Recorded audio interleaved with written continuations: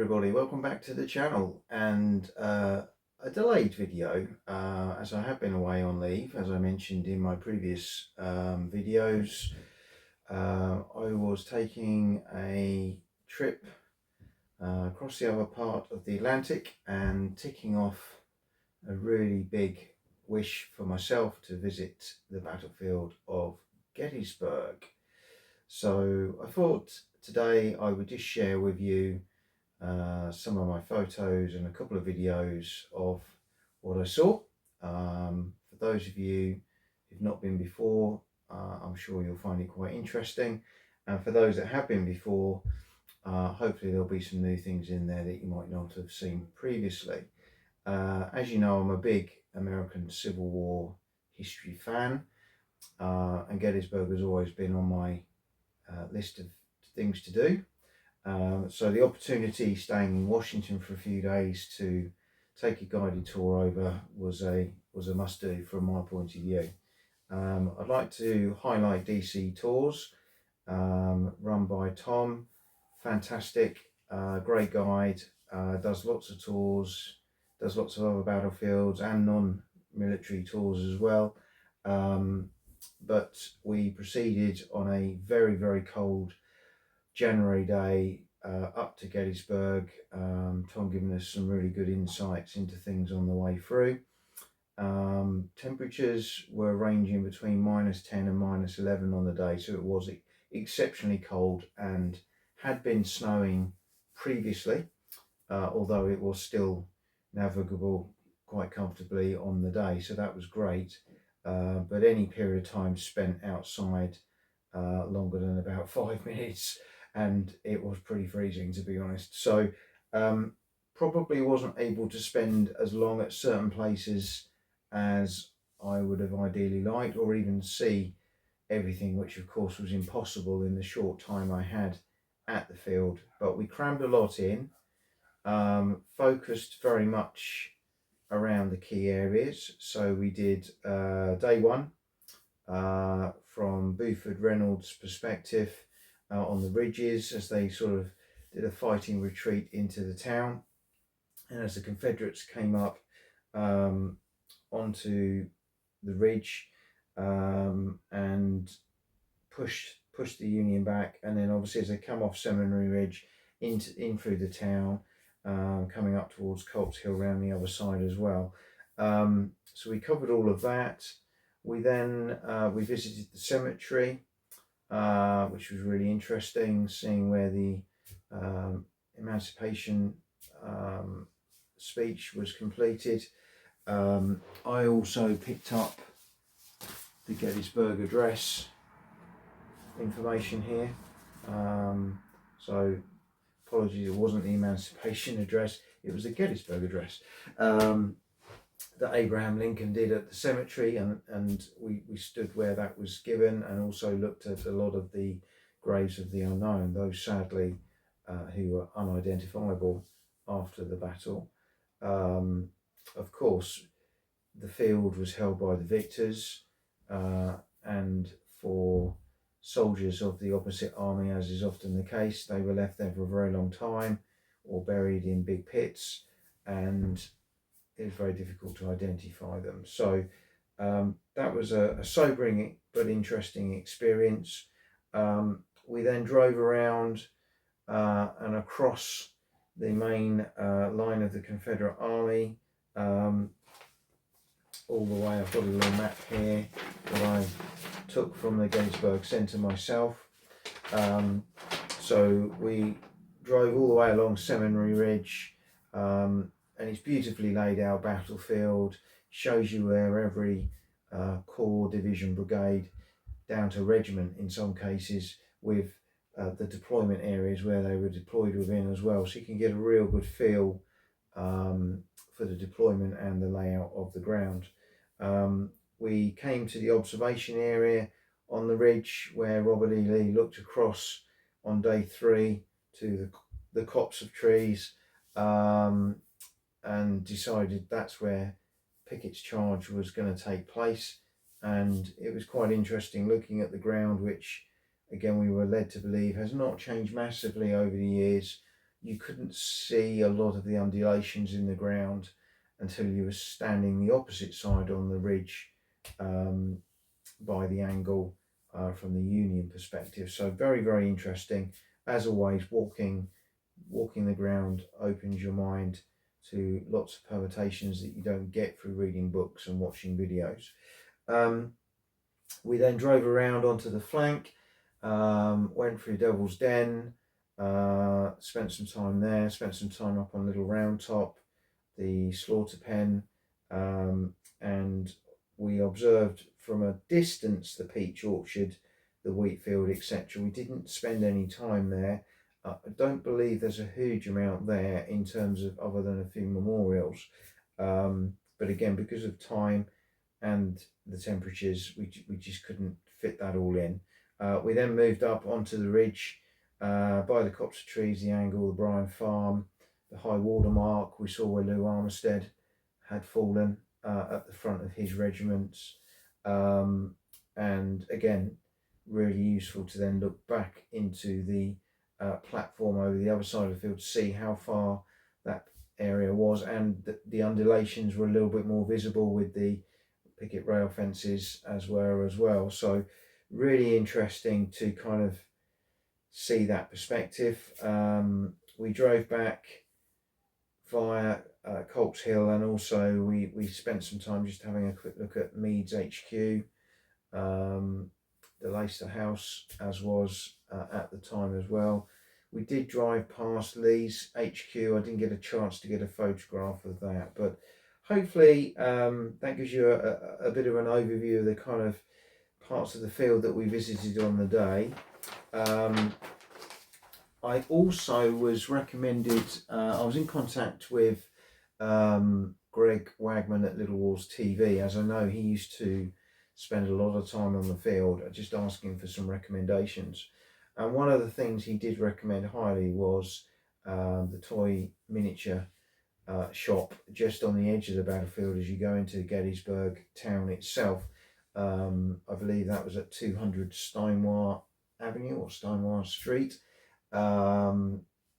Pronunciations may be wrong there, I do apologise, but what a great little find. We went there first, spent probably a good half an hour in there chatting to the guys in there, and obviously of course had to make a few purchases, but some wonderful figures in glass cabinets, some really lovely board games, particularly some really old games. Unfortunately, luggage space was very limited, so I had to be a little bit careful in terms of what I could or couldn't bring back. But a couple of little things that I brought back just as mementos. So if ever you're in that area, highly recommend that. Again, I'll put details of the shop in the links on the video. Likewise, I will for Thomas at DC Tools as well. So you've got the details there. If ever you're in the area, look him up and see what he has available. I know he does like going out to Manassas and Antietam and places like that as well. So if ever you're in the DC area, highly recommend his tools. He was very good because my good lady, Wargames widow that she is, tagged along. She's very open-minded, not sure what to expect, but he very much engaged and infused and kept her interested throughout the day. She really thoroughly enjoyed it, even to the point she was reading a book about it on the way home. So it served a really good purpose, and if you're taking the family out there, again, you can have a really, really good day. The visitor centre, we went there. It hasn't got a huge amount of exhibits. It's got weapons and it's got some uniforms and things in there, but the key element there is really the kind of positioning before you go out on the field. So there's a video, which again quite basic, but sets out a really good overview, sort of pictures to all levels. And then you've got the cyclorama, the painting that was done not long after the battle by a French artist, which is in a sort of 360-degree cupola on the top, and that is fantastic. I'll put a couple of pictures I took of it, of elements of it on the video for you to have a look at. But really interesting. But what it does is give you particularly the novice as well as the grognard, a really good overview of the battle before you go out and walk the field. So to bring that all together, I hope you like some of the photos and videos I've popped on. But that's all for this week. Hope to start bringing you some more wargaming materials going forward into 2025. Look forward to seeing you all again soon.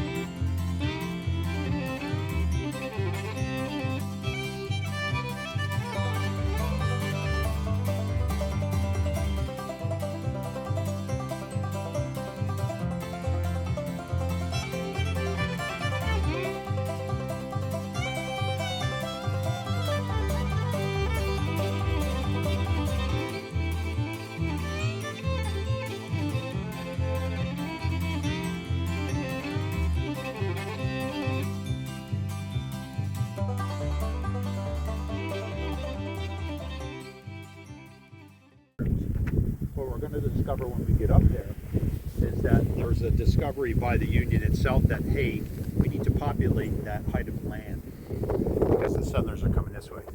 We're going to discover that probably within 10 minutes of the Southerners arriving, the Northerners populated that ridgeline. So there's going to be an attempt by Southern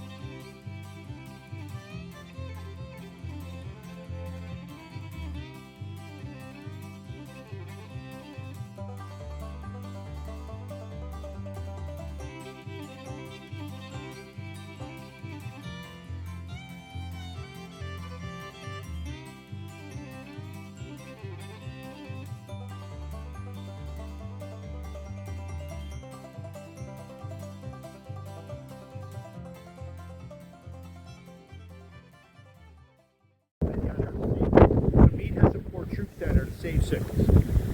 He doesn't want to. Some of the troops are coming off the hills here down into the flat. Those three regiments that I mentioned, Chamberlain's, Vincent's, and Frisbee's, Maine, Pennsylvania, they're down here.